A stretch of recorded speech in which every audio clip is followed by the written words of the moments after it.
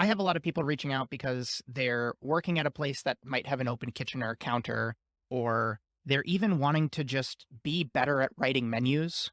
And I have this principle that I like to share of just get better at talking about food. Maybe it's for certain people, it's writing about food that gets them just kind of better at articulating their thoughts around flavors and how to present a dish and how to get a guest excited about it. Do you go through any sort of training with your teams, or have there been any resources that you've found valuable when you're thinking about talking about food? And do you put just as much weight on it as I do When you say talking about food, with who do you mean? with the guest? With the guest. So my approach has been always to minimize that as well.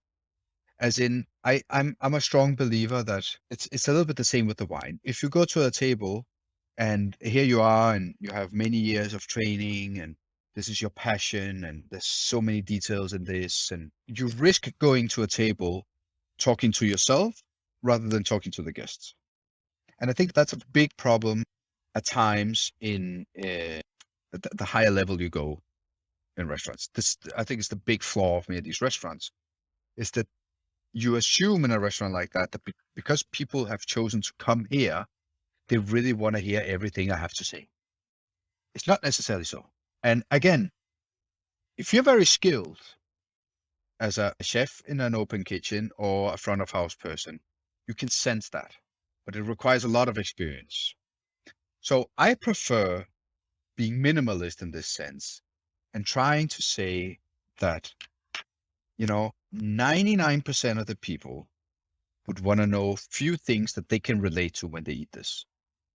And if you approach most table this way and start by making your rounds this way and trying to limit yourself a little bit, the greatest thing is if you like, in writing, it's the same thing. If you're capable of saying it in a sentence, you really got it, right?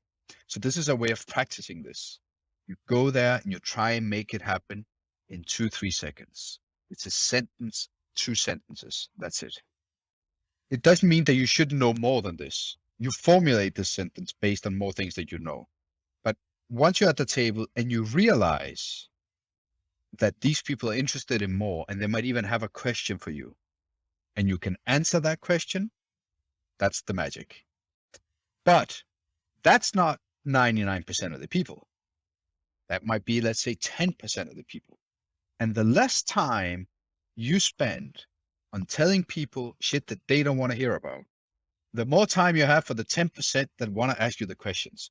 And then you have a conversation, which is useful for you and for the person because they actually asked for it.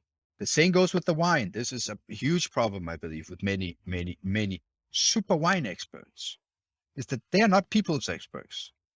So when they go to the table, they don't get what these people want.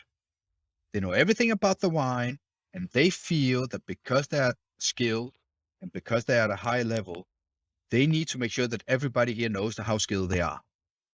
But that doesn't make of a better experience. To some, it might, to some might, oh my God, the wine guy. Blah, blah, blah, blah. Yes, but in the end, I prefer a more humble, more minimalist approach that then leaves room for the expertise to be built in behind it.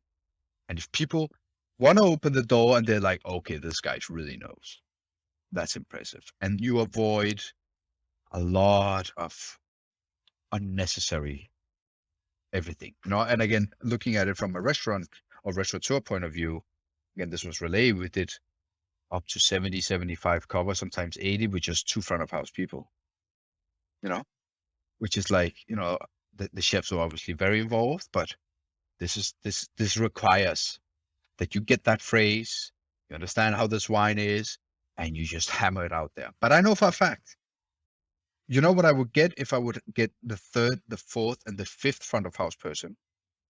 I wouldn't get more quality. I would get longer sentences Interesting.